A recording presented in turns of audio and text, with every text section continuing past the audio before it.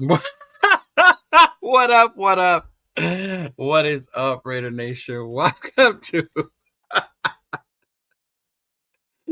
our Friday show. Our special collab between me, your host, Cheeto Linus, host of Puro Raider podcast, and my boy Will over here, Silver and Black Radio, who apparently decided to be part of the paper bag crew. What's up, Will? Oh, man. Hey, what's up, guys? So I just wanted to let you guys know that I'm the new president of the Bagman Raider crew here in Grand Junction, Colorado. So it is what it is, man. I'll be like, hey, it's the Browns game, it's the Raiders game, it's the toilet bowl, and I mean, You like, said the brown bag group? the brown bag crew, bro. Crew. Brown bag crew. Yep. Okay. Hey, right. you didn't watch? Oh, don't use those initials because it stands for something else. Just keep it brown bag crew. Okay. the triple B's. We're the triple B's.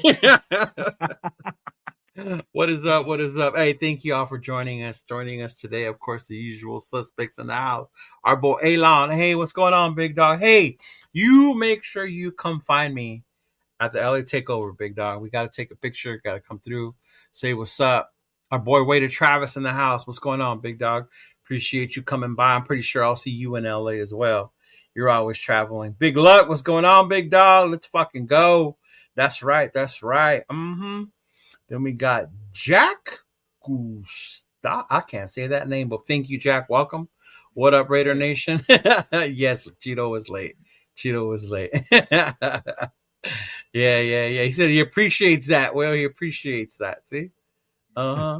Navy Vet, what's going on, brother? Salute to you, big dog. Salute to you. Dog. Hope all is well. A brown paper bag. Y'all Raider fans deserve it. Browns. Ernie, that's right. Ernie, the Browns fan in the house. Ernie, thank you for checking in. What's going on, man? My boy Jeff, what's going on? Yeah, you got the last for that one, bro. What up, my boy 805? What's going on? And he's like, I have the urge to watch The Wizard of Oz.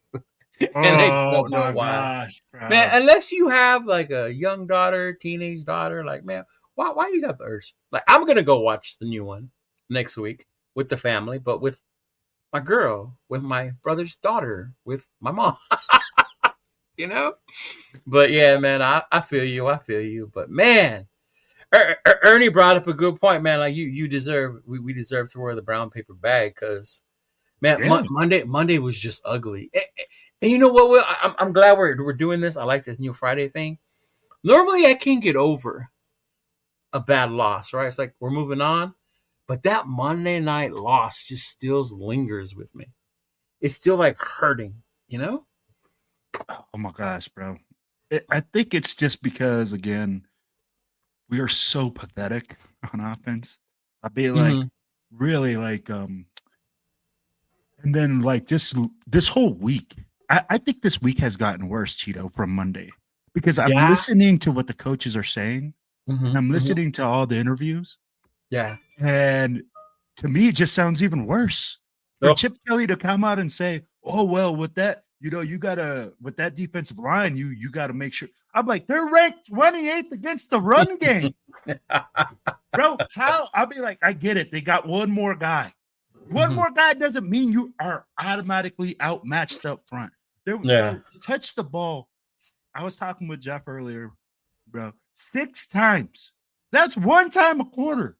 Yeah, I saw the running. Like, bro, how is your offensive line supposed to get any sense of confidence, any sense of like, hey, you know what? We can maul these guys. We can handle them up front. If you're always consistently going backwards, pass blocking is not going forward. Pass blocking is literally going side to side and kick steps. Well, that's what you would expect good pass blocking to do. But if even in pass blocking, these guys are getting pushed back, it's like. Well, and I go like this, okay? We look at our offensive line, and I go like, all of a sudden, JPJ's out, and you're going to tell me Jordan Meredith moving to right guard, okay? And then putting in I know, bro. Bro, I don't even know where this guy was on the bench. And 805, like, 805 knew where he was. Oh, I'll be like, 805 probably was like, bro, 805 was probably drinking beers with this guy at the tailgates before this game. That's probably what was going down. Right, but right. Like what I say is this, right? We look at it and we say, bro, why are we not giving the young guys burn? Right? We bench a young kid. We say, and all week long, all we hear is, oh man, he's gonna get some burn. He's gonna be looking good. He's gonna be making some changes. Oh, you're talking about Carlos Rogers. Yeah. Okay. Why didn't we give him some burn?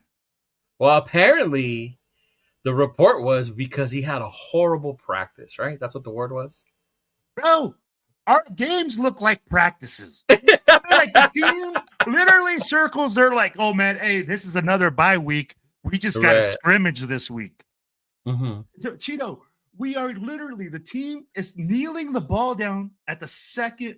Like, bro, this is the second game I've ever seen this before. The Chiefs started kneeling the ball down in the third quarter. Oh, the what's his name did it before? Andy Reid with the yeah. And then and now Dallas. You're telling me Dallas, bro, is coming into our house a team that had one more win, and they're kneeling the ball down in the fourth quarter? Yeah, it's bad.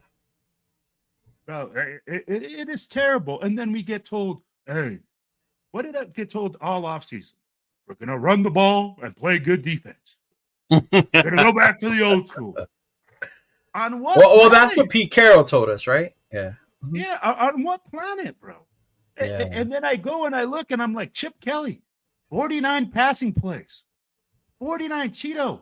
I'll be like, bro, we're giving out sacks like no other. I'll be like, Myles Garrett right now, bro. Oh. He's like, I'm about to eat a buffet. I'm like, give me DJ. Bro, we're going to have to like quadruple team this dude. Right.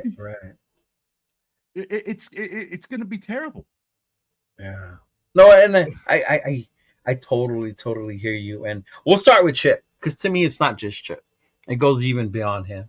But just so people know and are aware of what you're talking about, let's go ahead and play this real quick. Oh, man, Look at this guy. He's so prepared. So it's this like is just doing shows all week. Right? Jesus. So this is let me make sure the volume is up, make sure we can hear this. I don't ever look at it that way. I look at it as who's available and then what's the best way to put those guys in situations where they can make plays. But to ask guys to do something that they can't do, isn't smart either. It's just, where are you? Like if you say, hey, we should be a really big zone read team. Well, if your quarterback can't run, then you shouldn't be a zone read team. Is it a good play? That's a great play. But I think it's always your offense is catered to who your personnel is, and then who your personnel is in this league switches on a weekly basis. You could be strong at one point in time up the middle, and then all of a sudden with a couple injuries, you're not. So it's just how you adapt and adjust. And it's the same thing for everybody. There's nobody in the league right now that doesn't have guys out, and you just got to kind of have to deal with it. So it's always based upon who's available really that week, both as you try to implement a plan, and what do they have? You can say, hey, we think we're going to run the heck out of the ball this week. Well, that's the best thing they do, but they're last in the league in pass defense. So maybe you have to flip your philosophy a little bit that way in terms of, because they're banged up. They have 3 or 4 kids in the secondary out, but their D line is outstanding. So how do we take advantage of it that way? So I think it's on a weekly basis in this league, especially it can morph and change all the time. So. Yeah, and that was in regard to, this is, shout out to Jesse's, like, OC Chip Kelly was asked about how much the offensive line plays and impacting the play calling, right? And obviously our brother here, Raider Will, is highly upset by this situation. And you know what? I don't blame him. But that's been the fucking story all year long.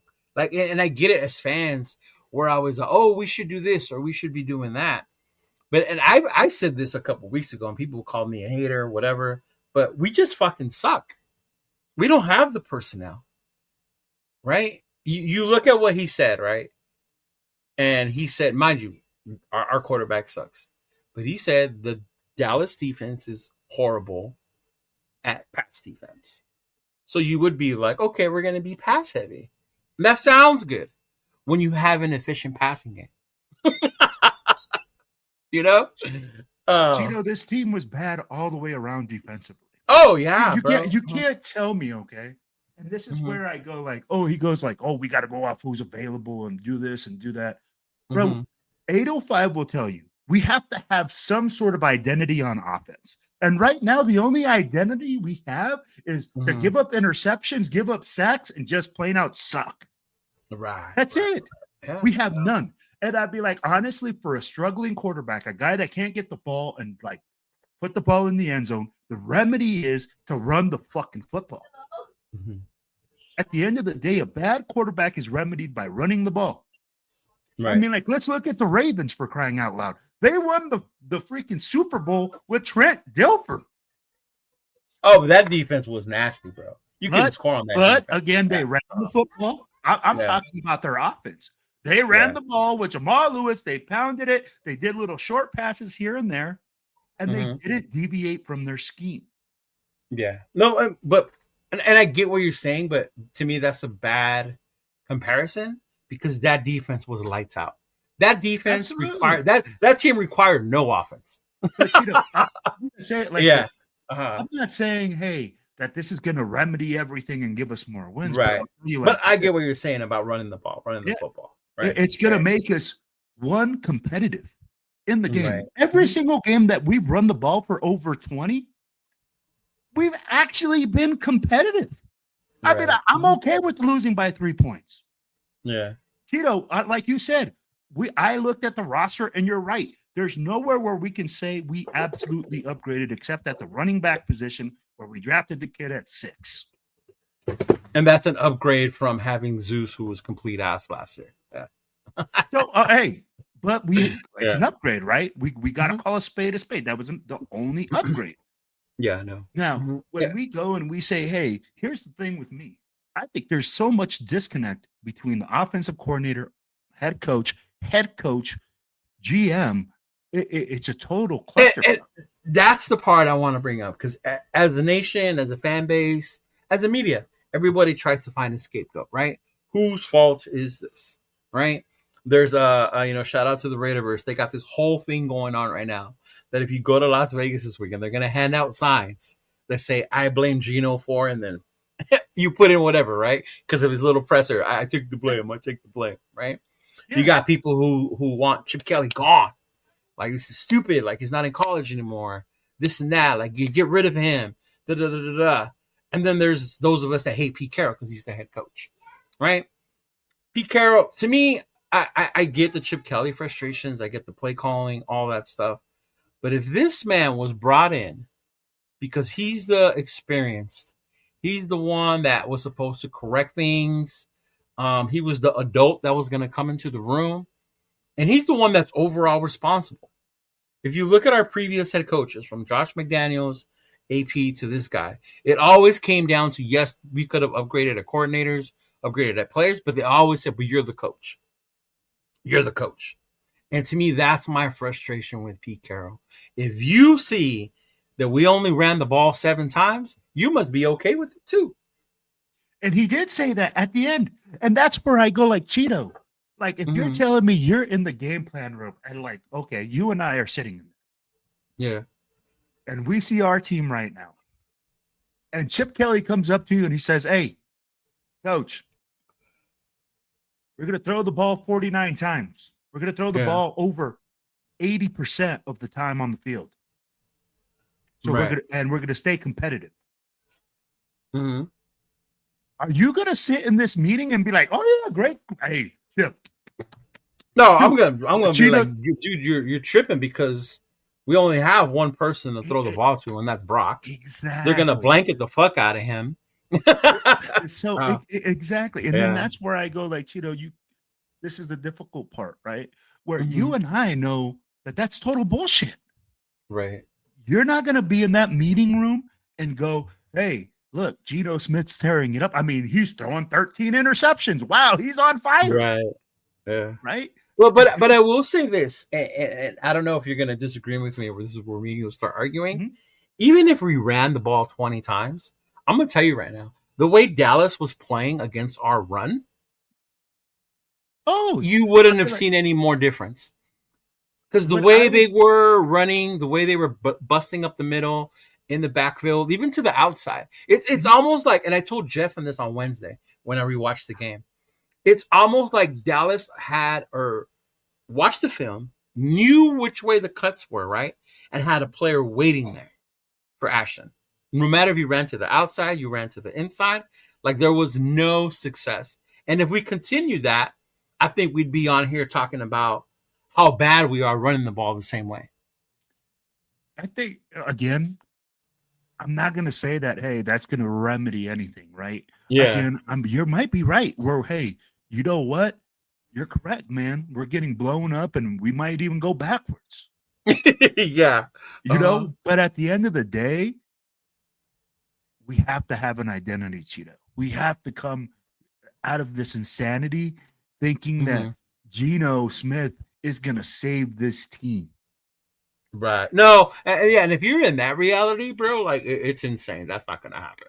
Yeah. You know, and that's where I go like, hey, you know what? Again, I go, our offensive line is struggling. These guys are moving backwards. These guys and I'm so glad you said that, though, that Geno Smith is not going to save this team. Because now, I don't know if you heard, but AOC has been activated now, right? He's no longer on the injured list. So now he's an option. Now, I did this in the group, right? Because I think we have multiple groups. But I think I said this in the group. It don't matter who the fuck is under center, who the hell we have back there, if you can't block for him. And if you guys watch Buffalo versus Houston yesterday, you will see that even the almighty Josh Allen couldn't get it done because Houston sacked him, 7 times, 8 times? And we're chasing him the rest of the other time. And you see, and that's where Geno Smith is under constant duress every single game. So that's when game that you he's think having, we right? put in AOC. Like, I really don't see a difference if you do go with him. So I'll say it like this. Mm-hmm. The only way that AOC comes in there and makes a difference is if he's able to get the ball out extremely quick. Right. And he sees things in this offense that Geno's not seeing. And the problem too is, let's not be like think about it here. Geno is scared to death, bro. I would be too. Geno, what did I say? He was shell shocked? I use an old term. Bro, so and you know it, bro. So I'll be like, you've been in the service, and they say, hey, when bullets fly down range, that's really when you're gonna see what happens. Mm-hmm. And there's some guys, man, that when bullets start flying down range, it becomes like slow motion. Right. Your adrenaline is pumping so hard that you're able to see these things and just channel that energy, right? Mm-hmm. Well, once you get hit, once you start seeing things happen around you, you start getting scared and you start getting anticipating things that aren't. No, definitely, right? Yeah. And with him right now, you get so locked in on one receiver too because he's the only one who's produced for you. Well, and he gets locked in because I don't know whether Chip Kelly's telling him, "Hey, this is the guy I want you to get the ball to, no matter what." Right. Or it's like you said, man, that's the only guy that can get open. Yeah. So, which, when you watch the film, it shows he's not. But when you, as a quarterback, have only had success with one guy, that's who you're going to look for, you know? Yeah.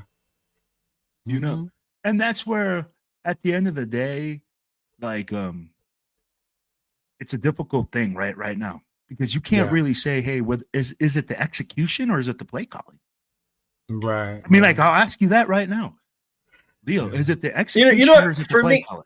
For me, and real quick, shout out to everyone that's joining the chat. Shout out to our board rated Ryan, Robert Pena, Paul. I see you in there. 805. Thank you all for tuning in. Miklo, I see you in the house. Big dog. Yes, we're gonna play the Eagles and the Texans, and we're gonna get our asses handed to us. Yes. But I think it's a mixture of everything. That's why I don't blame just one. Because even when the plays are there, we don't have the right personnel to execute them properly. If that makes sense.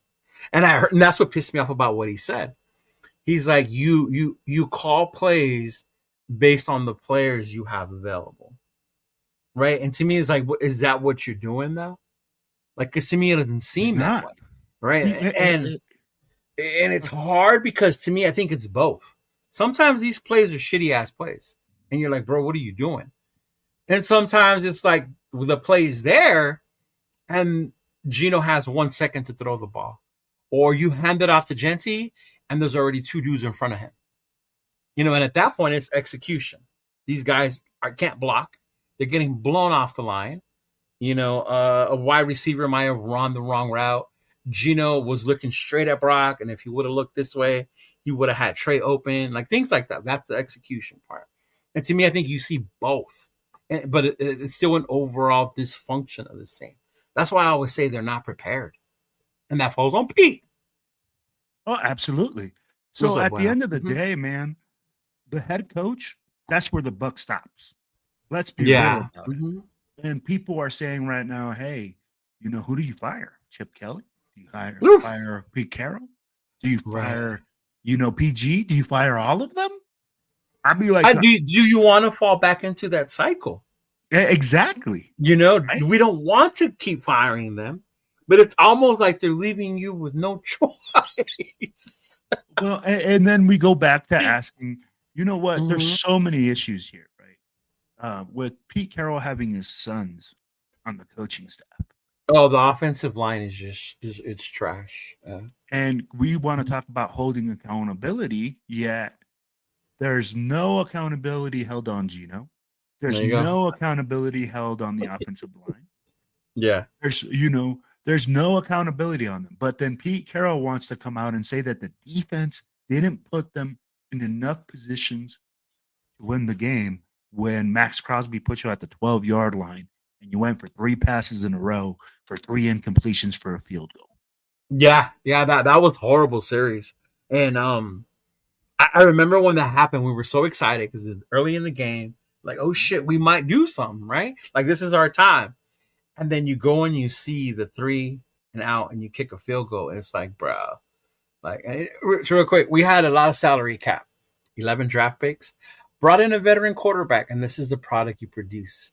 We have nothing to hang our hat on, which is equal failure. And that's why I say it's not just Chip. It's not just Gino, because when people are like, oh, you guys got Gino, that was Pete Carroll. He brought him in. He traded away a 3rd-round pick to bring him in. That goes on Pete Carroll. 100%. Right? You look at who we drafted. A lot of us argue all the time on social media. Not because Genty sucks, right? To clarify that. But because at number 6, to us, some of us who are opposed to it, you should have drafted other needs at that point or done something different with that pick because just bringing him in wasn't going to move the needle at this point. There were so many other holes. And then you look at the free agency. We had a lot of salary cap. Who did we bring in besides Gino to pay? Right? We let Spillane go. We chose wrong between Kuntz and Chason. Chason's the one having a better season, right? Hobbs is gone. Morig, I wouldn't pay that much money for Morig anyway, just to be clear. Diablo, but we let all those dudes walk and go. And who did we bring in but a bunch of Band-Aids on 1-2-year prove-it deals? Yeah. Which I would have been fine with if we would have been told from the get-go, we're going to rebuild stuff, right? But when you come in here and you say you're in a win-now mode. Hey, do you remember that? We talked about that? That to me does not say win now. The GM is doing shit for the future. But the coach, other than the Gino trade, that was like an instant, like, we want to win now, so that's why you bring in someone like him. And then the coach is like, no, we're here to win now. We're like, bro, but we don't have the players to win. Bro, I'm going to put it like this. So what up, Jay? with 805, the one thing that I will say about this 805 is that we might not know what we have in these rookies for the fact that they haven't gotten any burn. They haven't gotten a chance to show what they can do. Right. So we might have a diamond in the rough. The sad part is that we are not going to play these guys, that we're not going to give them the opportunity to show what they got. Because guess what? I know what Dylan Forsythe can do. I know what Will Putnam can do. Hell, I know what Jordan Meredith can do. But I can't see what these guys young guys can do. Jack Besh, you're going to tell me, hey, you drafted Jack Besh in the 2nd. and the only time he got the ball was one time this game, and he's not your best passing option, Chip Kelly, you don't have another wide receiver. Who do you have? You have Trey Tucker, you have Jack Besh. Get these guys the ball, see what they got. You're going to tell me that the only guy that we have that you're going to get the ball to an open space and design plays is, hey, Brock Bowers? So they only have to say, hey, we only have to stop Brock Bowers and stop the run. Bro. Right. Come on, man. No, I think that's the frustrating part, dog. Like when you watch it, you know? When you're out there and you see that stuff, that's the fucking part that gets you mad. I think watching it, absolutely. Because even if, and I've said this, even if we're as bad as we are, right? Say we're not the wins, whatever, but at least you see improvement. But I think my thing, and I'm gonna ask you as a coach, right, as a one who used to coach a team, when I hear when it came out why Carlos Rogers didn't play, is because he had a bad practice. Now. That's on me. Is that reasons to not start someone because of how they were in practice? Or is that just an excuse about why I want to keep putting these guys? Or because I mean, it's not like the guys he put in there did any better. So I'll tell you like this. I think it gets a little bit different when you get into the NFL. I mean, I think this one's full of bullshit. Like, I think this one's full of bullshit. In high school, yes, if you have a bad practice, they're going to get on you. Maybe even college. You had a bad practice, bro. What's going on? You need to get your shit together before you don't play, right? Or maybe they'll bench you a quarter, whatever.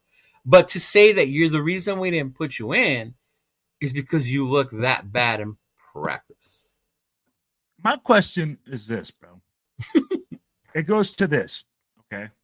If it's that tight, that this guy is like 1 and 2, right? Like, let's say, hey, I have a guy that's really good and a guy that's right behind them that is pushing them. So, of course, practice might dictate, like, who's going to get a little bit more burn. Because you're looking at it, and there's a strong 1 and a strong 2. But here in this situation, excuse me, no, you're looking at the second and the third string guy, fourth string guy. I'm looking at it, and if it was the beginning of the season, okay. But now that we're so late in the season, I'm like, and everything is really going this bad. Why not do it? And I'd be like, hey, you know what? You could have a bad week of practice and have a great game. I got to see what you can do. But I think right now, again, we're going back to like saying, I know better. I have more pride. And honestly, Brendan Carroll hasn't shown me that he can coach. And if your players, and I'll tell you like this, a bad practice is on me. If my players are unprepared, is on me. It's on me. Yes. If my players can't do what they're supposed to do in this scheme and I don't adjust and I don't put the right guys in the right spots, that's on me. Like, and that's where I go like, hey, Will Putnam got bench pressed 3 yards deep. Yeah, he did. Yeah, he did. I'll be like, Cheeto, there ain't no blocking scheme for that.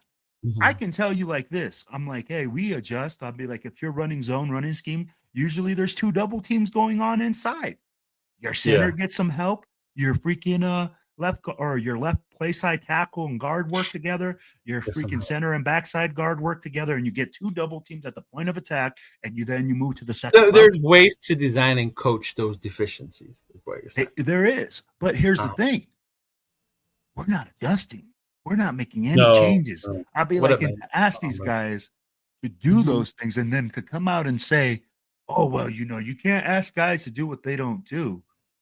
But you're throwing the ball to Ashton Genty and saying that you throwing the ball is just as good as handing it off to him. We didn't draft a wide receiver to catch the football. No, but they're throwing it out there on the flat with just it's an air handoff, basically, right? Putting him in space to make a play. Bro, that's a bullshit excuse for me because you can't run the ball up front and you're fucking playing pussy ball. You might as well just go out there and throw the screen again.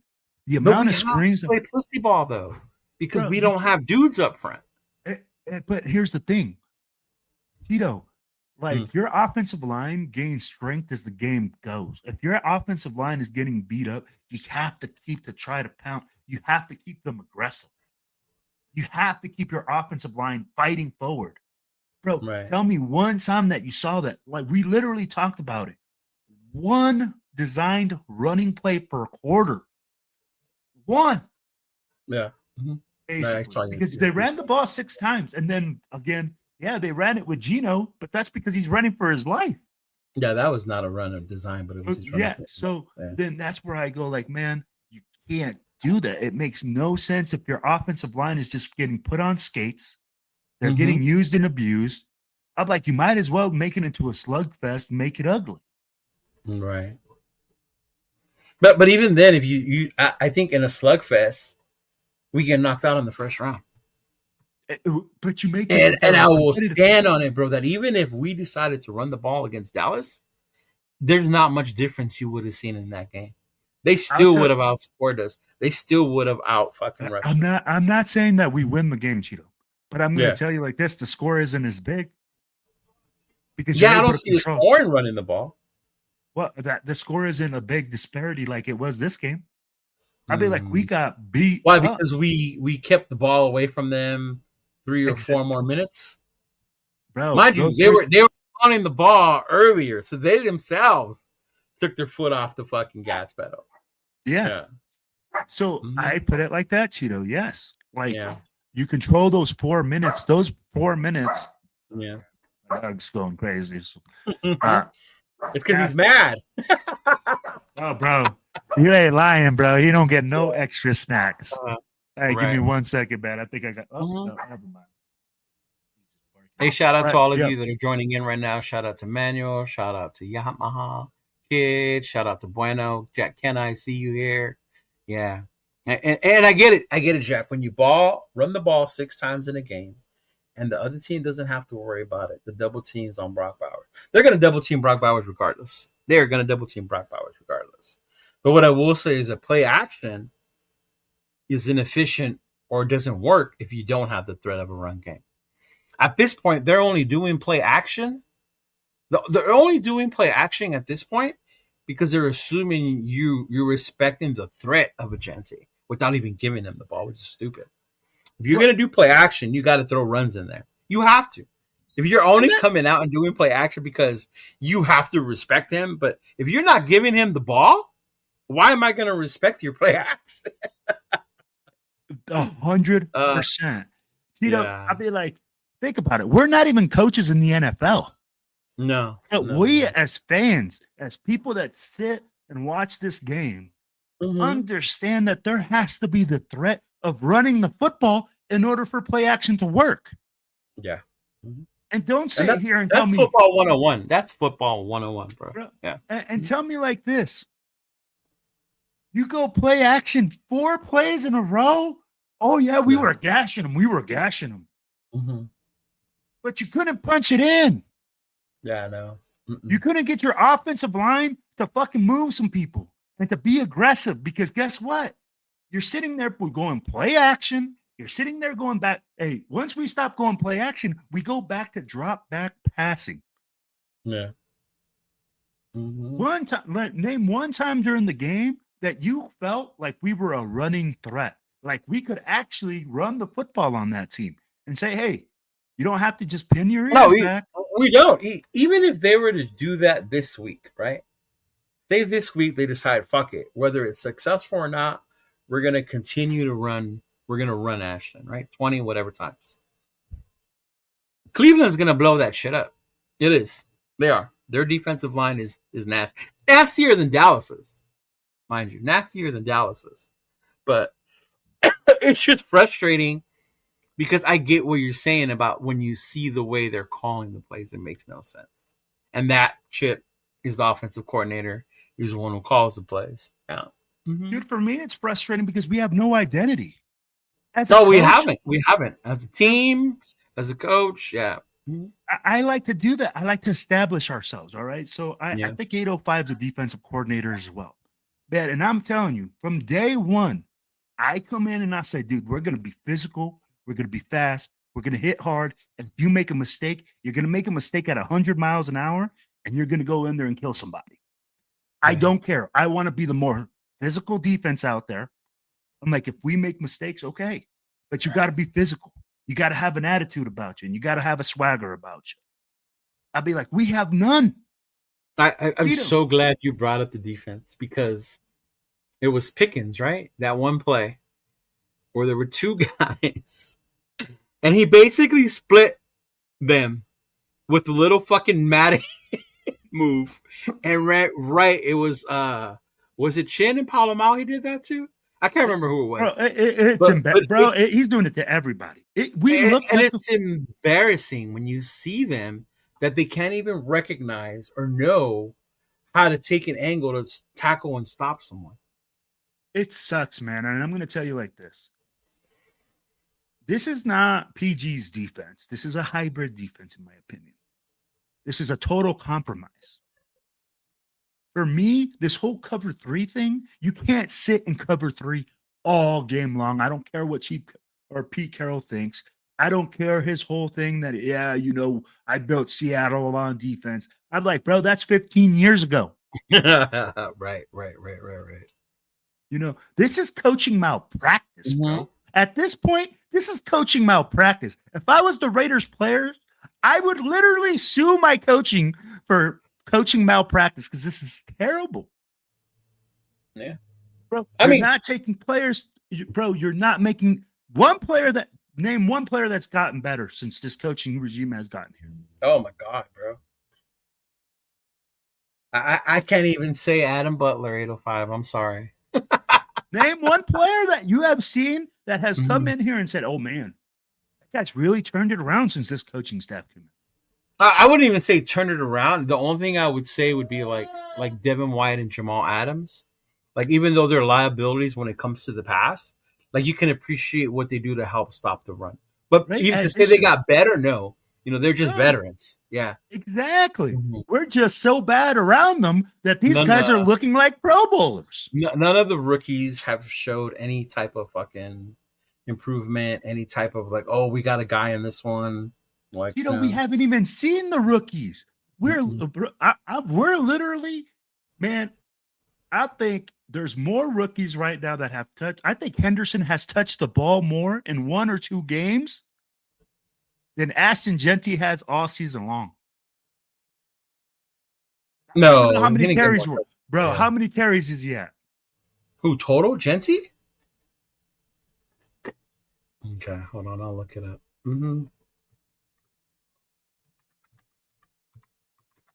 But even when you bring up Henderson, well, I know that they have a hell of an offense, hell of a fucking offense, right? No, I'm not debating that, but I'm just saying, hey, again, Drake May was struggling.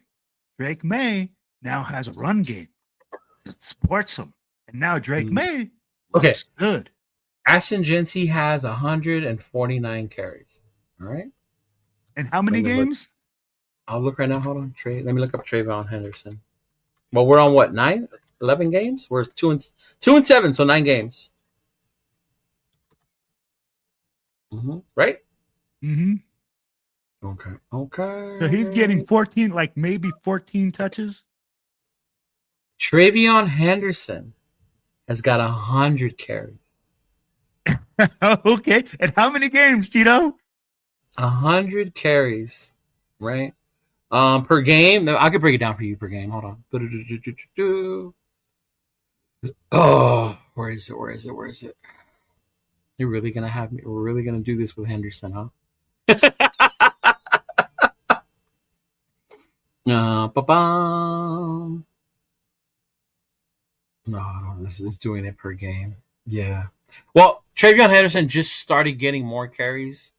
2 weeks. Let's say 2 weeks, right? Because before that, they were going with the other running back. He got hurt and things like that. But he's gotten a lot less carries. His last 2 games, he's gotten more. So even Jesse has 149 carries. And he's 554 yards, 4 touchdowns, and 3.7 yards per carry. So again, You know, in November. Oh, dude, this is so crazy. what's up? We got 2 more weeks in November, right? Mm-hmm. In November, Ashton Genty has only had 38 carries. So tell me this is a coaching malpractice. I'd be like, you draft the guy at 6, and the whole month he has 38 carries? No. How many games have you played? Last 5 games, Travion Henderson has had 59 carries. Yeah. Mm-hmm.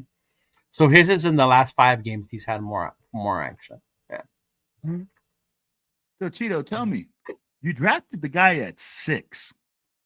The guy that I don't even know where he was drafted so far down the chart. Yeah. Is getting the ball more totes. They're good. It's just a totally different thing, man. They at least have an identity. I could bear with losing if we had an identity or something. So what if our identity was we continue to try and run, but we can't run for shit, but we keep doing it? Wouldn't we be yelling and crying the opposite? Absolutely. Or do you think it's going to be successful? But you know what? We don't know because we haven't tried it. I know we don't know, but I honestly don't think we'd be more successful. Again, I think the blowouts would not happen because you're able to control the clock. You're able to if you can get first downs. We've seen instances where they've come out, run stuff. Cheeto, what did you say? The play action requires the run of the. No, it does. It does. So then you go play action. Then you get extend the plays. You do naked boots. Right. You do all sorts of stuff like that. But without a threat of you running the football, Cheeto. Right. Why would I even respect right now the Raiders even, bro? I'm telling you what right now, if I'm the defensive coordinator for the opposite team, yeah. Are you telling them to load up the box for the run? You don't even have to. You don't have to.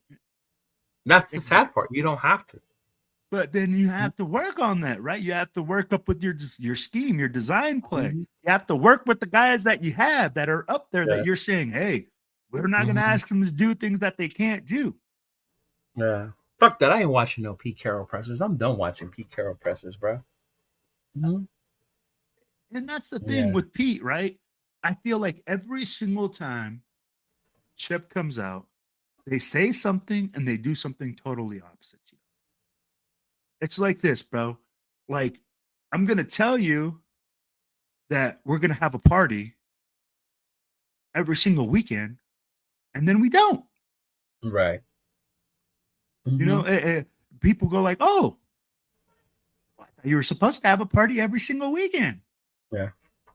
So at the end of the day, bro, it's like, hey, we have to come out with ways to say, hey, we're going to run the football, like you said, Pete, and have an identity, or say, hey, you know what? We're going to be a drop back pass team with Geno Smith. And in both those scenarios, they're both failures because we can't. We both fail. You're absolutely correct. At this point, yeah. But is the ass beating as bad as it is right now? What, at this point, we're coaching just so we don't get our ass beat as bad? Bro. How horrible is that? It's like, I'm with Baker and her class action. I'm going to tell you like this. That's our two situations. There's some games that if we were to run the ball, we could have won those games. If we would have run the ball more effectively in Chicago.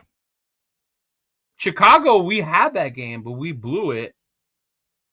Right? That one, the team blew. The block field goal, all that bullshit. Right?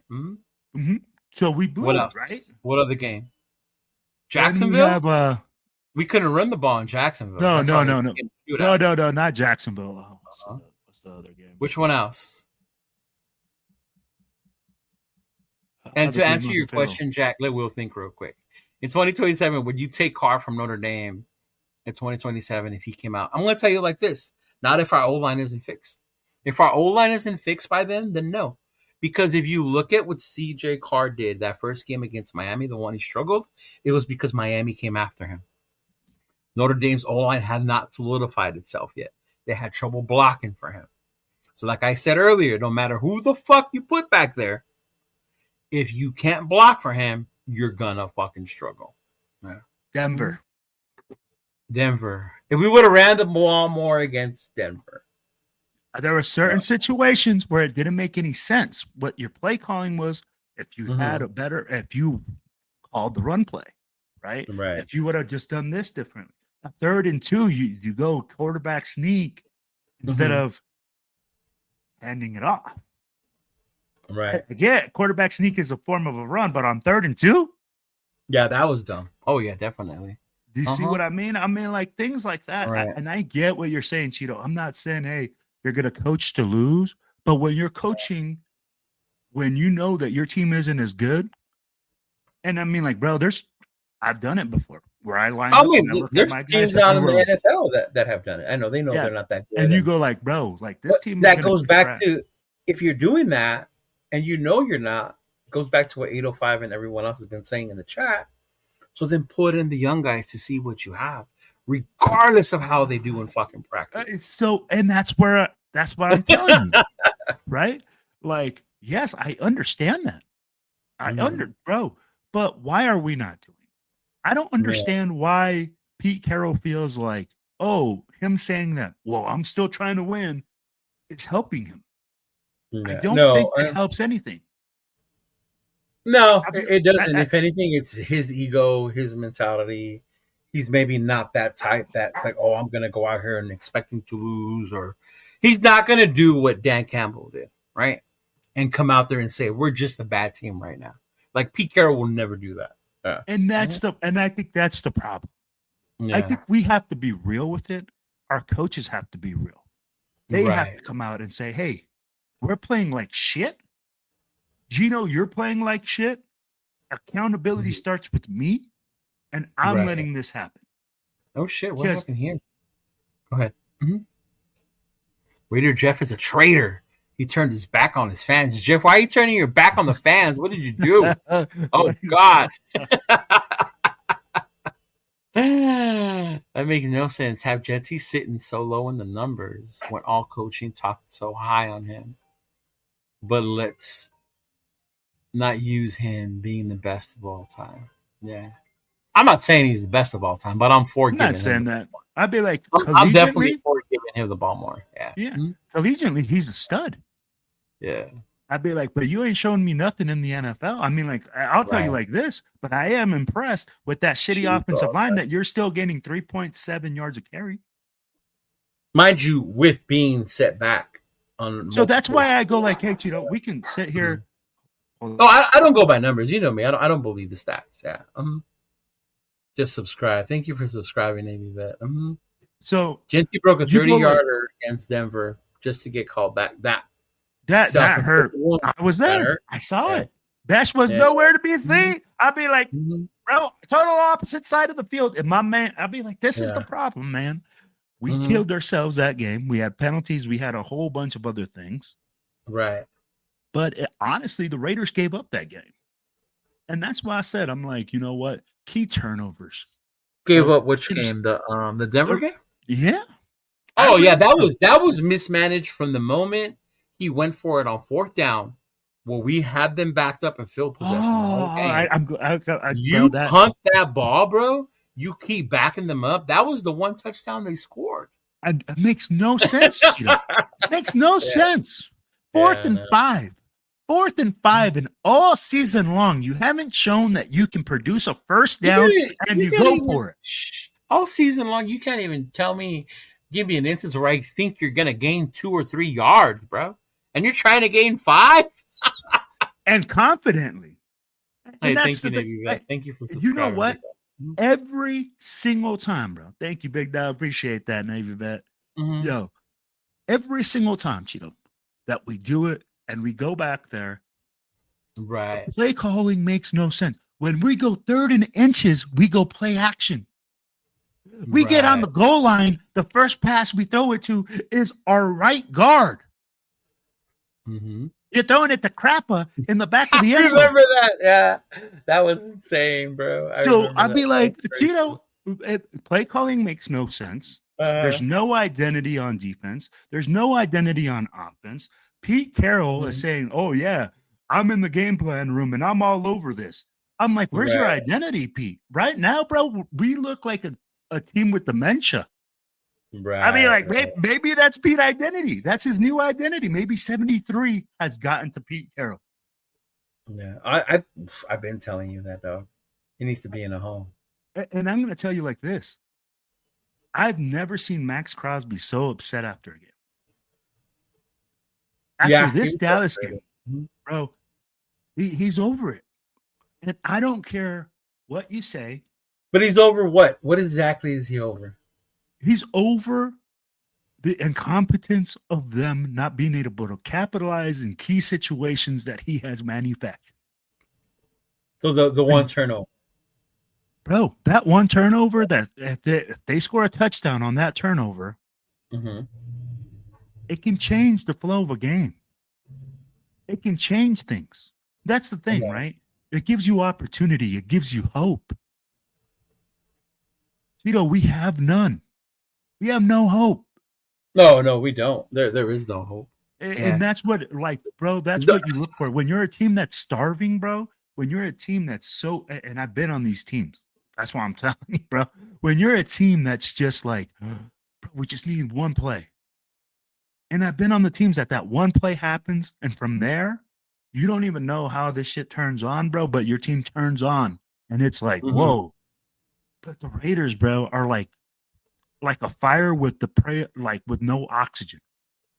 Yeah. No, bro, we try to light a match in a dark room. And if we did, it would explode. If there was a gas leak and we didn't hear it. And if we did, it's in space and it'll never turn on fire. Yeah. We're like in the suction, bro. There was a gas leak and we couldn't smell it because we're that fucking old and senile. Oh man, I love this one right. If a third round pick is not good enough to suit up because he had a bad practice going into week 11, I don't even know where to go with this team at this point. And that goes to the coaching. And it really creates back to what somebody said earlier about the disconnect between the GM and the team, right? Because I know earlier a report came out that they said the front office is safe, meaning Spytech, right? Spytech and them are safe.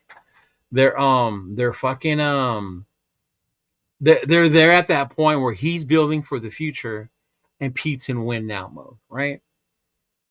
Now, and if you were to follow Spytech and they were on the same page, would they follow? Would they play more of the young guys? Would they have gone and signed someone like Lockett? Or would have just said, you know what, rookies? Because we haven't seen Thornton since how long now? So, yeah. I'm going to tell you like this, Cheeto. Mm-hmm. If your third round pick isn't playing, then that means that your head coach thinks that your fucking GM is shit. Because he says these guys aren't ready. That's what he always says. This is where it's almost disrespectful, right? Yeah. Like when you're telling me these guys aren't ready. Mm-hmm. Jack Besh is picked in the second round. Jack Besh, when you're in the second round, he should be a starter. Right. Ashton Genty was picked in the first round. To me, what's this called? Besh was a stretch. I did not like the pick there. Besh was a stretch. I did not want it there, but yeah.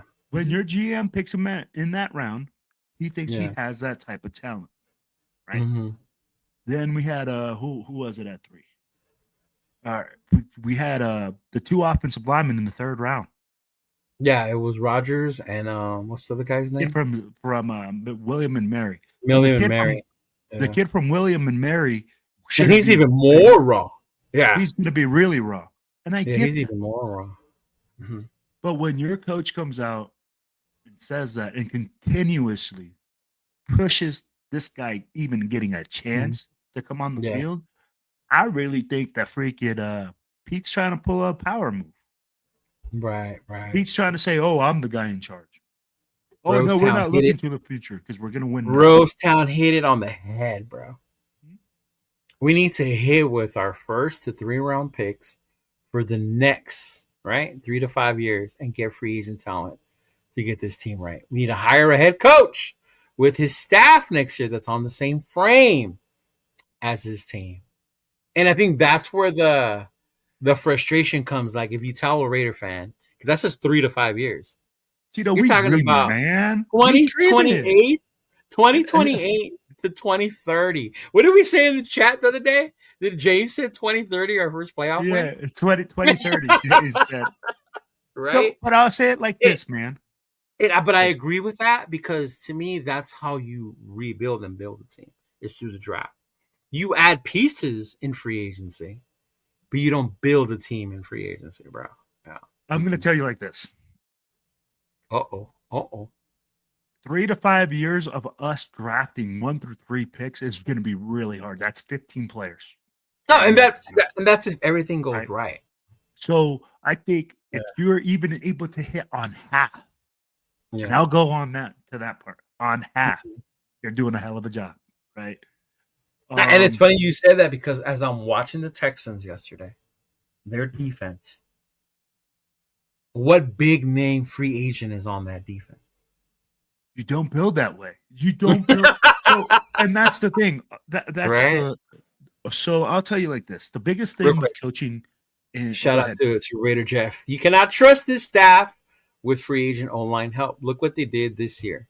Do it in the draft. It's deep in the online. Do not go quarterback. If we do, our 2026 season will be over before they make the schedule.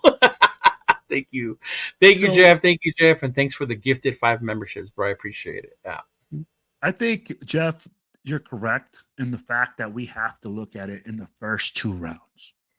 Right. I think you can address it in the first 2 rounds, and depending on who comes out in free agency, you can also. There's a couple of good linemen coming out in good agency. Exactly. So you can bring up some offensive linemen, but here's the thing: you're going to have to overpay for whoever you're bringing. So it might as well be an offensive lineman that you know is going to be solid, and look at a position that hey, you really have to lock up. The difference here, right, is that if you draft an offensive lineman, people are going to say that we need a quarterback. So I think you do it in your pair. You draft a left tackle. Now you bring the big fucking fight amongst Raider fans. Right. You just said it right now. You bring in a quarterback, but how? Through the draft? Through free agency?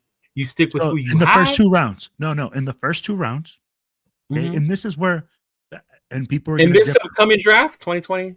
Yes. So you look at it, and if you say, hey, in the second round, okay, you draft a offensive lineman, a guaranteed blue chip offensive lineman.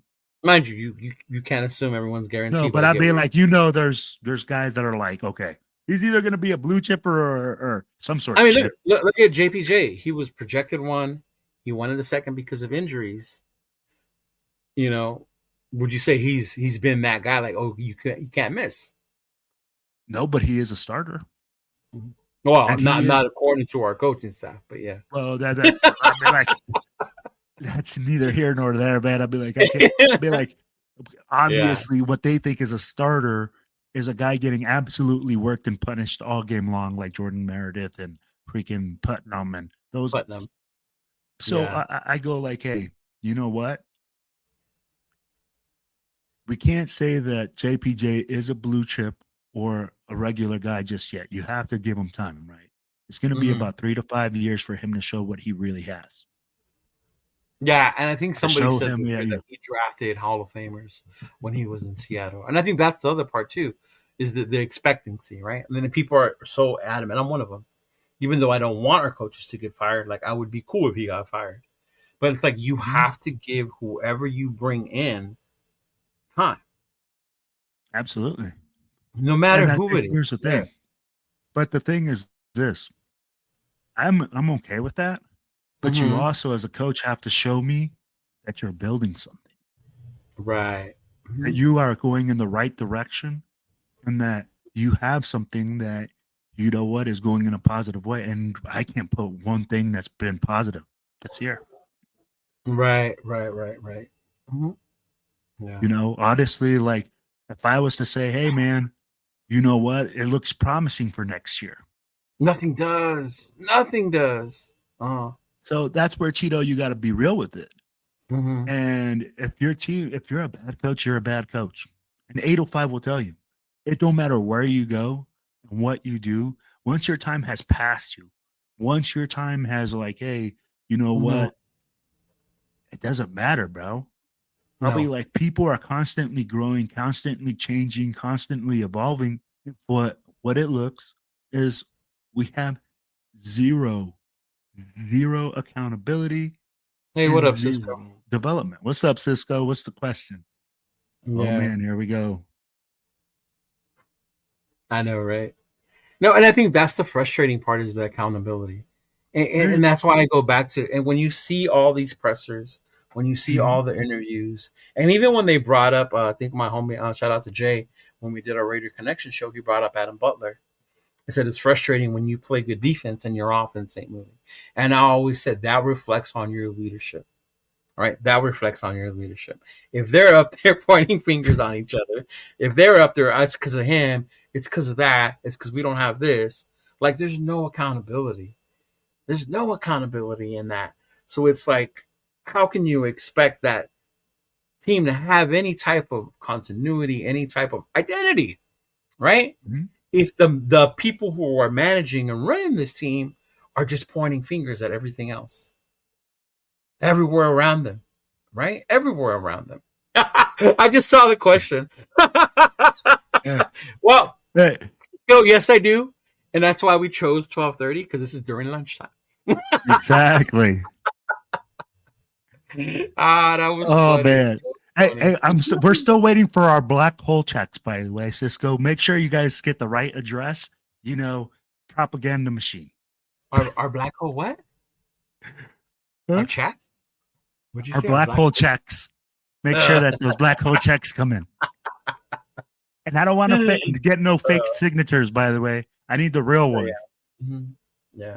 And see, you look at like, well, it's like you need a QB because you have a tight end, you have your future running back. You do. You Mhm. really do have well, you drafted your future running back. And we'll leave it there. Because people will argue you could have drafted another running back, but at the same time, the checks are rubber. But you do have your tight end. You do have your tight end. You do need a quarterback, but you also need a more solidified O line. You need another threat besides Brock Bauer. You need a receiver as well. So let me You ask can you sit there this. and say we drafted Thornton and Betch, and I don't see them as the answer. So What's up? if we drafted a quarterback and an offensive lineman, do you think that this coaching staff could develop them? Are you confident enough in this coaching staff to develop a young quarterback and an offensive lineman? I'm not because I don't believe in Pete, and people would say it's because I'm biased because he's proven and done it in the past, right? You look at the quarterbacks he had at SC, dude. When I see Russell Wilson in Seattle, like old Russ, OG Russ, that Mhm. dude was insane. Like he was a fucking baller back then, right? So he had someone like that, that was able to extend and make crazy plays like that. So do I think he developed Russell? I think Russell was just that talented in that way. Were there players that he did develop? Absolutely. People forget Richard Sherman wasn't a first round pick, bro. A lot of the guys in their secondaries weren't first round pick, right? But it's just crazy. When do I trust them? Me personally, no. But everyone knows I'm a Notre Dame fan, so I hate Pete Carroll. So I might I be biased. Do I have to trust? Or I'll put it this way: I have no other choice but to trust they so I'll put it like this. I'm a USC guy. I'm a huge USC guy. Okay. What up, brother? How's it going? And hell no. Oh wow, he's on the IR. Really? Stop. Damn. They're Jeff, packing. can you confirm that for me, please? Yeah. Yeah. Mhm. I'm like, if that's for real, then I guess they're packing it up and calling it a season. I want to see young Yeah. guys get burned. If this is facts right here, then I want to see young guys get burned. The I want to Lemons, get then 11 QB2. QB2 in the second round, then the trenches. Yeah. Mhm. Yeah. And I'd be like, that's what you got to do. I mean, like right now, like you got to get the guy that you He's think is coaching. going to be a blue chipper up front that can be a leader. But like we have Right. no leadership up front, Cheeto. We Right? have no leaders on the offense, and the one leader we did have, we traded him away. Exactly. So tell me like this. on the offensive line right now, without Colton Miller, without JPJ, who's taking charge? And then the guy that's supposed to be taking charge, as he's playing quarterback, is going, oh, you can blame me. And you know what? I didn't have a problem with him saying, you can blame me, until he started going into, oh, your car broke down? You can blame me. And that's where it showed a shitload of immature. It was immature. Yeah. And that right there, showing immaturity on that level, when you are a guy that's supposed to be the leader in the locker room, I don't care who you are. You can't come back from that. No. And shout out to the fan that everybody talks shit about, who had that sign in Seattle in the preseason that said, who was a bigger bust, Jamarcus Russell or Geno Smith? And everybody clowned that fan and said he was talking shit. But now a lot of them are using that same meme. Well, and here's the thing, right? Yeah, it's the thing is that Geno's not a bust because he already has success here in the. I mean, like, he's been in the NFL for years. A little bit, right, right. He's been in the NFL for years, bro. 15-year career or something like that. Dude, you're like a Turf.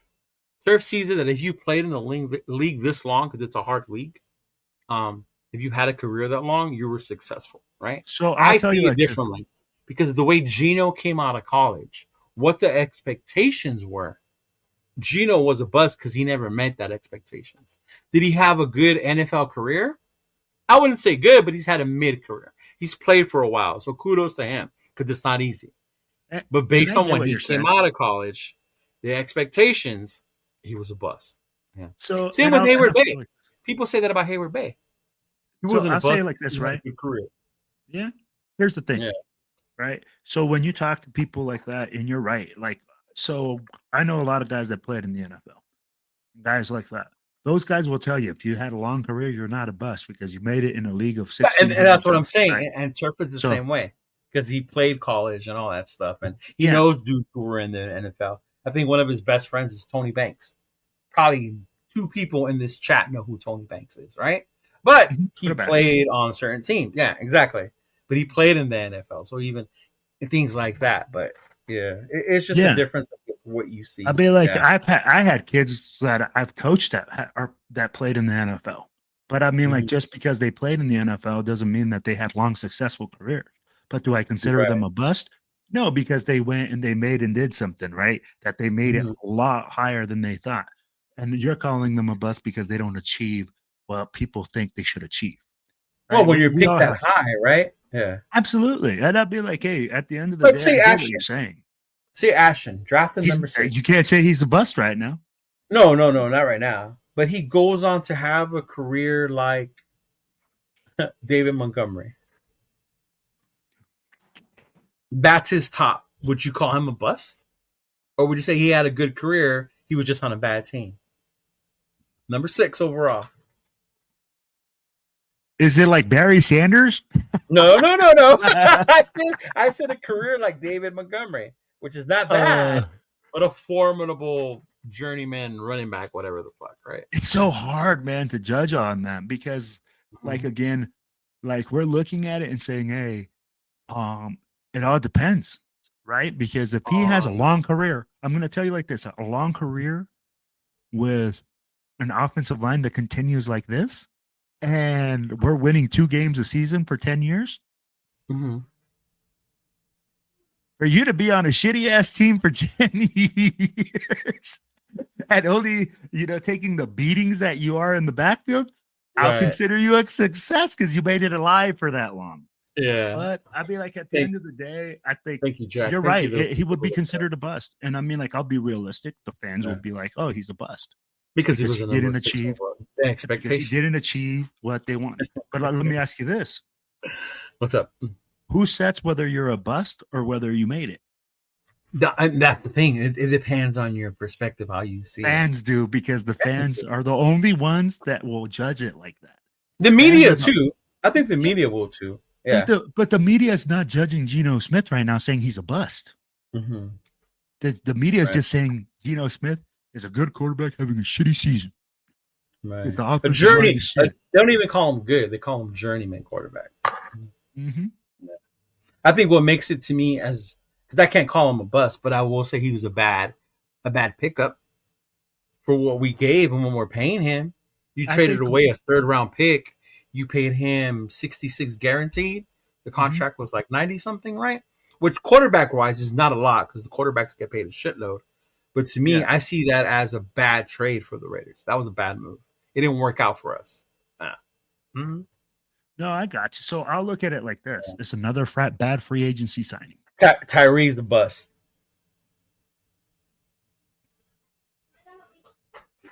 Yes. Let's say Tyree goes somewhere like San Fran and doesn't have extraordinary numbers, but like he plays Cleveland for Farrell? another.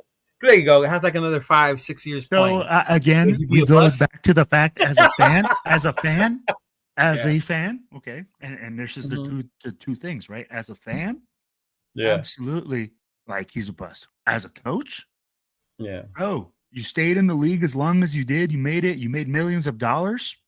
Yeah. And in Cleve Farrell's defense, it wasn't his fault he got picked at 4.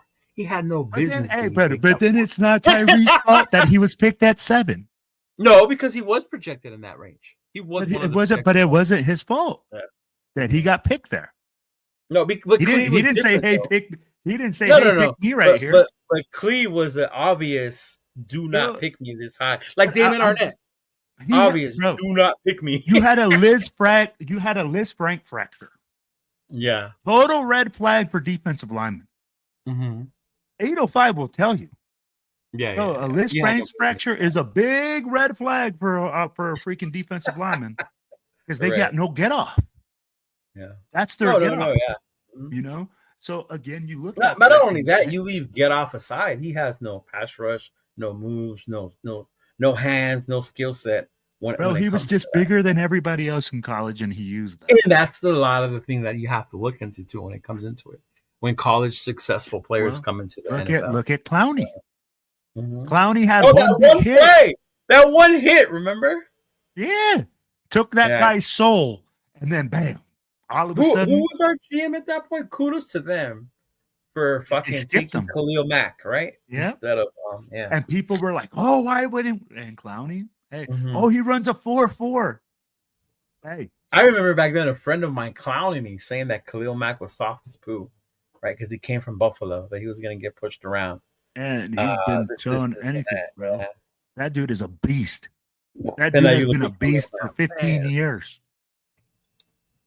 Came out the womb with muscles. Bro, Khalil Mack. Oh, that one hurt, bro. I love Khalil Mack. Bro, you ain't lying. Bro, I'd be like, so here's the thing, right? And when we draft guys that are blue chip players, we let them go. Yeah. That's the hardest thing, dude. I mean, like at the end of the day, we have to draft right. We have to do all these things. Yeah. But we also got to pay them. Yeah. They think, and here's the thing, the Raiders think that because they drafted them that they owe them something. Players don't owe you shit. The fans think that too, though. I don't know if the Raiders think that. But no. I'd be like, and the fans do too. You're right. I'd be like, players don't owe these teams shit. This is a business. Yeah. The Raiders traded away Jacoby Myers, the only leader on offense, because it's a business, because they thought they were going to get better draft picks. Right, because they knew they didn't want to pay him. So the only way to get something out of him would be to trade him away. Because they weren't willing to pay him. Crazy. That's crazy. Well, we only got a couple minutes left, big dog. All right. Hey, yo, let him know. Did he check the hot news or not? Is Max on IR? I'm checking right now, but hey, we're dropping it hot right now, guys. It's hot. How big is this game coming up against the Cleveland Browns? Oh, it's this big. It's big because the fans are going to make it big. Because if Shedeur Sanders comes in and really freaking tears it up, everybody's going to say, oh, we should have drafted Shedeur at 6. But guess what? We talked about it. Shedeur will go back to playing like shit right after he plays us. So Max Crosby, I think you read that. It says defensive end, knee injury. Thursday was limited practice, game status unspecified. This is from the Raiders website. All right. So not on so IR. He's not on IR. Yeah. Yep. Yeah. We only have 4 people on there. We got Jonah, we got Max, Lecky, and Dylan Parham had full practice today. So if he had full practice yesterday, that means he should be back. That means he should be playing. Yeah. Mm-hmm. Well, and this is from the Raiders website. Yeah. Mm-hmm. Yeah, I think our phones will be blowing up if Max was on IR. Oh, yeah. I know. That's why I was like, "What the heck?" Jesus Christ, bro! This is. But I think the thing with Max is because Wednesday he wasn't listed on the injury report, and then Thursday he was. Yeah. Mm-hmm. You know. But jeez, bro, they got so many injured players. But no, but I hear you on the game this weekend. Like, and I know one guy in particular that if we do win, he's gonna say this is why you should have traded for him, things of that nature. But he said I'm not gonna bother to watch that game. No, and you know what? Here's the thing, right? I'm not going to stop watching this team because, like, that's what I do on Sundays, and that's what I do during game days. Watch my team, no matter what. You ride with it, right? You just can't. And I get it. People are going to be like, "Well, I don't want to support and this and that." Then do it, bro. Don't do you like that's your thing. Do you? Man. Yeah. But I gotta watch the game. I gotta see what we're doing, and I gotta be like, hey, I gotta have an opinion. If you weren't doing this show, I watch it. I had a platform where you talked about them, you would still watch it, bro. Football. Ever since my son came into my life, football has been such a big part of my family stuff. Oh, like I've coached it. I've gone to Europe. I've coached my son. I've coached kids that have gone on to play in the NFL and college and stuff like that. Mm-hmm. That, dude, it's just such a big part of my life for 22 years. Yeah. And I'll be like, it's not like I'm not your regular average fan, I guess you can say, that just watches it and like boom. It's a big part of my life. So for me, it's totally different, man. I'm like when I watch film, I'm like when you watch the game the second time, I'm watching film. That's what I call it, watching film. I break it down. I do highlights and I go like, oh man, like why didn't we double team there? Why is this pull? Why is this like hand placement wrong? Oh, that's what happened on this play. That's why they got penetration. I look at all those things because guess what? I'm bored sometimes, and that's what you do when you're bored. You look at things in a different way. So instead of looking at big booties on Instagram, Will's over here watching game film. Yes, bro. I've been married. I've been married 20 years, bro. I've been looking at the same booty for 20 years, and that ain't gonna change, man. Hey, Miklo, when you're at the gym, bro, make sure you keep your eyes open. I say, gotta be careful out there. Yeah, here's a punishment, but I still look forward to the Raider game. Same thing, Jamar. Same. Yes, I think I actually called up MC to see because the tickets are dropping so much. If you wanted to go to a Raider game, it's affordable to go to a Raider game. This is the time one. Is now.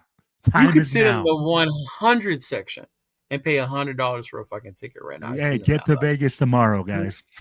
But we talked about it. I think I'm just gonna go to his house and watch it there. Mm-hmm. Yeah. Okay, cool. Yeah, we but it's like I enjoy watching the game with my Raider fam, with my Raider brothers, with Noah. Whenever I get a chance to watch a game with Noah, I love watching a game with Noah. With my girl's getting more into football now. She makes me laugh, the other day. And I didn't catch it till afterwards, but in our score prediction, she put Raiders 6, Browns 7, because she wanted to do 6-7. And you see, and that's the thing, man. I mean, for me, I love chilling with my Raider fam and watching the game. I'll be like, bro, honestly, that's the time that I look forward most to, I mean, look at that Sunday. Look at Sacktown, the best watch parties in all of Sacramento. All of Sacramento, bro. So, but you know what's cool about that, man, is that you start just by a dream. Like Steve had a dream. Steve had no idea, man, what was going to happen. I remember when he first started and he would give me calls and be like, well, we're going to, I'm like, man, just go out there and get it. And he's just killing it, man. Yeah. They're doing and he's in a good area. I mean, yeah, here in LA, it's like the ones who are Raider fans, either they were born into it from their family members, or you're an old school one who still watches them from when you were in here. Yeah. But when you go to the Bay, and I think that's why the Bay Area people take it so hard, is because that's where it started. Yeah. And they're so about where they're from in their area, man, You got Oakland, and you got the Bay, you got the people who live in Sacktown. All those towns are rather Vacaville, all Watsonville, all those towns, right? They take so much pride in their team that there's such a big following up there still, right? And they get a lot of shit because they have the rival who's across the Bay. Right? Yeah. That team in red, that despised team in red, that even though they've had a bunch of injuries, are still in the mix. You know? Yeah. So I can see that. So I definitely, so as much as I'll give shit to my Bay Area peeps because I love them and I like fucking with them, but they definitely are, East Bay represent exactly the Bay Area. So, a lot of them were there this weekend, bro. For the Cowboys. I will tell you like this, Leo. Bay Area fans are a little bit different. We have a guy named Carl that just moved from the Bay Area, and he's talking to me. Yeah, he lives here, and I was just at a function with him last night. With his wife works for my wife. Mm-hmm. We were sitting there, and he's talking about going to games in 1965. Yeah, he bought his first season tickets in 1975. Yeah, see, that's different, bro. Mm-hmm. And he was paying $130 for a season ticket. Bro, he has football signed by dudes that I was like, dude, like, how did you get that? And he's just such a big sports fanatic for that area. That it's impressive to see the Bay Area and how hard they represent for their local teams. Okay. And you're right. Like it's different, man. You see the different areas. And it's hard to get some people to come out. I mean, like to be like, hey, man, let's go watch the game together. Oh, my team, we suck, bro. Why am I going to go waste my money? Yeah. Motherfucker, you're going to waste your money anyways. Yeah. You're going to waste your money anyways. You got to go somewhere else. You might as well come kick it with the fam. But I got you. But yeah, man, we'll see. We'll see what happens this weekend. Raiders versus Browns. 2-2-8 teams. What you got? What's your score prediction? I don't know what to expect anymore, bro. I don't. I really don't. I think I had us winning like 17-13 or some bullshit like that. Yeah. 7-10. Mm-hmm. I got 7-10. Raiders lose. Yeah.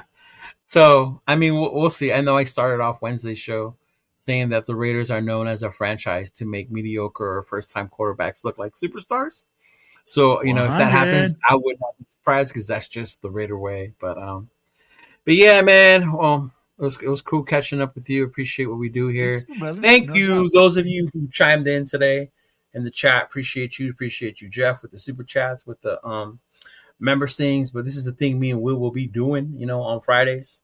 Yes, it's a cool little chat about. Gives us more time to cool down, after whatever game we play the following week looks like. So definitely, lunch date update, right?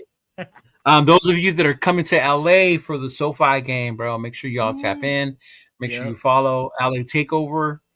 Saturday will be on Saturday at the Quiet Cannons. If you don't, make sure you follow Raider Crusaders. Follow myself, MC Raider, DJ Steph. A bunch of us have the flyers and the link tagged in there. So if you need assistance with buying your tickets, make sure you show up. And if you're going to be in the area, come through. I will be a vendor at the LA Takeover. Come through, say what's up, take a picture, things of that nature. Will definitely be there, Matt. But I mean, you got anything else, Big Will? Yes, sir. Hey, guys, so make sure that you guys stay logged in, man. Follow the Silver and Black Radio podcast and my boy Cheeto Linus, the Puro Raiders podcast, will be here to my right. Make sure you guys like, share, and subscribe. Guys, all the flyers, everything we talk about, we're going to be pumping out. We got a website, Silver and Black Radio Podcast.com now. We're putting up all our event flyers there. We're having all our shows, maybe some blogging, do some other stuff. Let us know what we can do for you guys. And that's about it, man. All right, man. Take it easy, fam. Appreciate y'all. And as always, just win, baby. Raiders! Trees all shake and quiver and quake as he robs them of their gold. The autumn wind is a raider, pillaging just for fun. He'll knock you round and upside down and laugh when he's conquered and won.